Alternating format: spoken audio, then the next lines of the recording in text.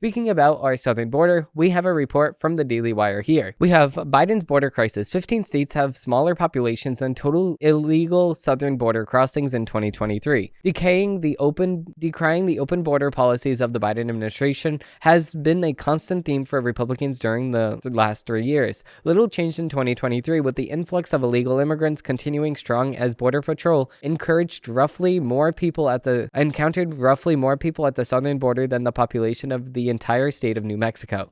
According to the official statistics from the Customs and Border Protection, Border Patrol has had 2,240,056 encounters with foreign nationals from all over the world at the southern border in 2023. This includes official recorded encounters by CBP from January to November and reported numbers from December. Below is a breakdown of the southern border encounters in 2023 according to CBP statistics. December numbers are based on a report from Fox News. The total number of reported encounters is greater than populations on an individual level, not total, of 15 states, including Wyoming, Vermont, Alaska, North Dakota, South Dakota, Delaware, Rhode Island, Montana, Maine, New Hampshire, Hawaii, West Virginia, Idaho, Nebraska, and New Mexico. This includes roughly 31,458 individuals from China, 137,389 individuals from Colombia, 33,135 from Cuba, 106,635 from Ecuador, 59,639 from El Salvador, 225,998 from Guatemala, 69,095 from Haiti, 213,853 from Honduras, 41,134 from India, 671,128 from Mexico, 16,690 from Nigeria, 55,276 from Peru, and 96,449 from Russia, 14,135 from Turkey, and 302,736 from Venezuela. In 2023, videos of massive caravans heading towards the United States continued to circulate, showing that many still see the border as open, even as the Biden administration worked to block state efforts to protect their own sovereignty. The year saw everything from the expiration of Title 42 to the release of hundreds of thousands of foreign nationals into the United States. Below is the biggest trend lines in the continuing border crisis from the last year. Crossings surged to record highs. The Biden administration set all kinds of records at the southern border in 2023, and none of them were good. Throughout the year, multiple records of monthly crossings were set, leading up to December, when crossings reportedly hit an all-time high of 276,000. The December record was set within 3 days, still left in the year, and marked a large uptick from November, which in itself was a monthly record. Quote, "We are now at over 760,000 migrant encounters since October 1st, making the first quarter of fiscal year 2024 also the highest ever recorded. What's the population size bigger? That's a population size bigger than Seattle in just 3 months." Fox News reporter Bill Milligan posted on X. All records being blown out of the water under the Biden administration as the crisis get worse, not better. Other records set included Chinese nationals crossing the southern border at the fastest pace ever, and a recorded 50,000 Venezuelans illegally crossing into the United States in September. States send National Guard to border. To help with the crisis on the border, states from Tennessee to Arizona continue to send National Guard troops to the border. Arizona Democrat Governor Katie Hobbs ripped into Biden for his handling of the border earlier this month when announcing her plans to send the National Guard to the border. Quote, "Yet again, the federal government is refusing to do its job to secure our border and keep our communities safe," Hobbs said in a statement. "With this executive order, I am taking action where the federal government won't." Illegal immigrants sent to blue cities. Another trend that continued in 2023 was red states sending illegal immigrants into blue cities like Chicago, New York City, and Los Angeles, all places that have backed lax immigration policies. Texas bussed a few tens of thousands of illegal immigrants across the country to Democrat cities, prompting them to grapple with the effects of the Biden border policies.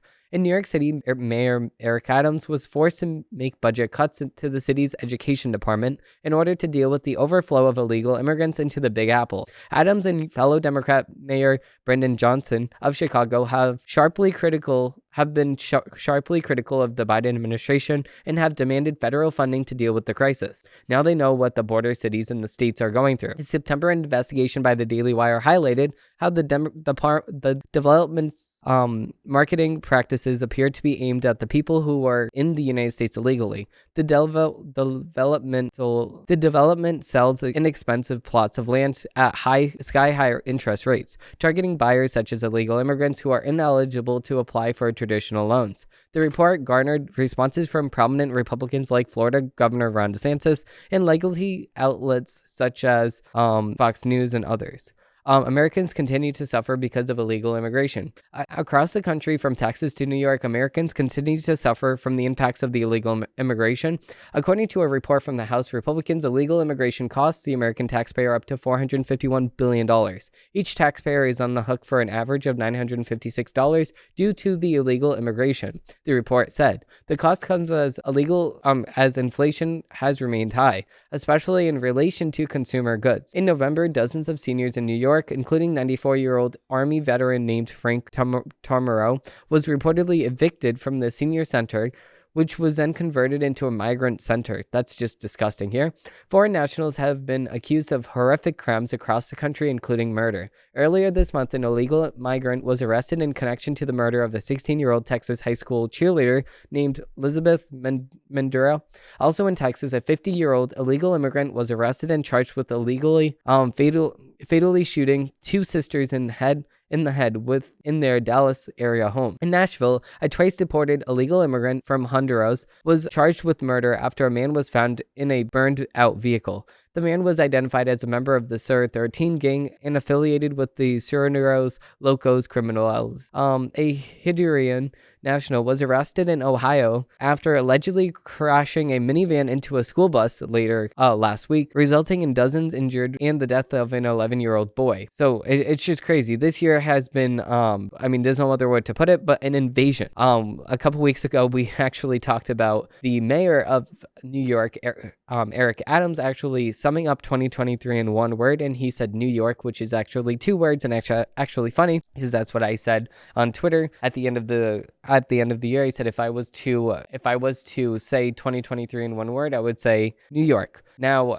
if I was to be serious here, I would say invasion. This has been an invasion of our southern border, and we can, like I said at the beginning, we can pay attention to two things now. We can say that it was a devastation. We can say that it was an invasion, a disappointment, a complete ludicrous, so many things to describe this year, and it was just a disappointment at bare minimum because of the fact that the Joe Biden administration failed us, the people, multiple times, and not just us, the people, but around the world. It failed our allies in Afghanistan. It failed countless of other people. It failed Ukraine by not being tough enough on Russia. It failed now Israel, and now it's going to fail in Asia with Taiwan soon to be taken over by China.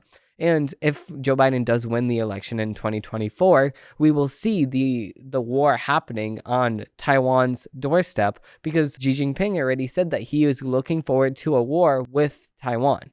So he wants that land. Xi Jinping wants Taiwan because of the fact that he knows how so many microchips are produced there in Taiwan. This is exactly why we just produce the microchips here, and then we send it to America, and then we code them and everything like that. But this is more than an example to prove that we need to actually rely on America for a lot more of our products. Just exactly why at my shop.arajostudios.com, you can actually get a bunch of shirts that are actually made here in America. And right now we are actually running a sale that is actually 15% off. You use code New Year and you can save 15%. And that's exactly why we have free shipping everywhere in America, because America is the best country.